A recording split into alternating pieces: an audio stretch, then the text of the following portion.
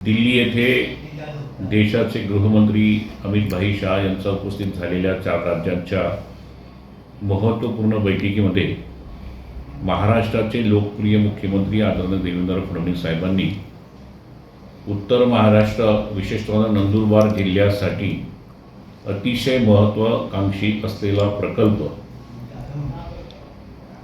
नर्मदा आणि उकई डॅममधनं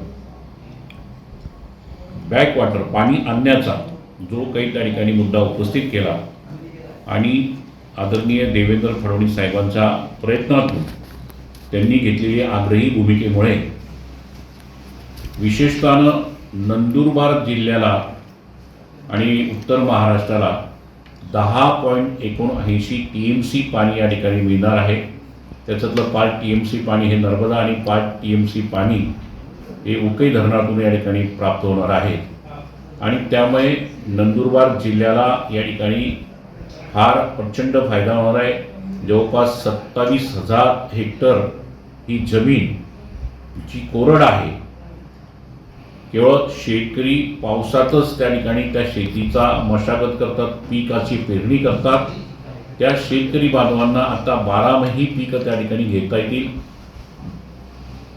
3 पीक ते घेऊ शकतात आणि याच्याबरोबर या शेतकरी बांधवांचा विकासाचं देखील या ठिकाणी या निमित्तानं एक दालन उघडं झालेलं आहे। शेतकरी बांधवांना मोठ्या प्रमाणात फायदा होणार आहे, आदिवासी बांधवांना याच्यात व्यापक स्वरूपामध्ये फायदा होणार आहे। आणि दुसरा महत्त्वाचा विषय की केवळ शेतकरी नाही तर शेतीला पूरक असलेले व्यवसाय जे आहेत, उद्योग व्यवसाय असेल, कारखानदारी असेल, त्याला देखील या निमित्तानं चालना मिळेल आणि त्यामुळे मोठ्या प्रमाणामध्ये नंदुरबार जिल्ह्यात कारखानदारी या ठिकाणी उभी राहील आणि त्याच्यातून हजारो बेरोजगार तरुणांना या ठिकाणी रोजगारसुद्धा उपलब्ध होईल। अशा प्रकारचं महत्त्वपूर्ण कार्य आदरणीय देवेंद्र फडणवीस साहेबांनी या ठिकाणी केलेलं आहे।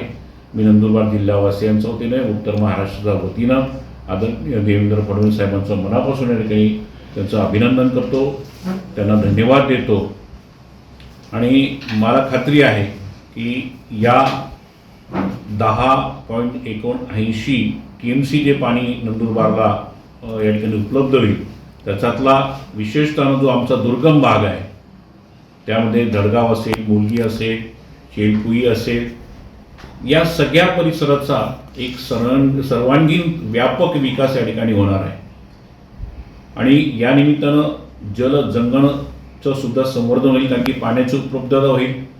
आज आमचा आदिवासी ग्रामीण भागातील विशेषतः सातपुड्या दऱ्याखोऱ्यातील आमचा जो बांधव आहे, आदिवासी बांधव आहे, तो पाण्यासाठी 2-2, 3-3, 5-5 किलोमीटर जो जातो, त्याची सुद्धा या ठिकाणी पायपीट थांबणार आहे।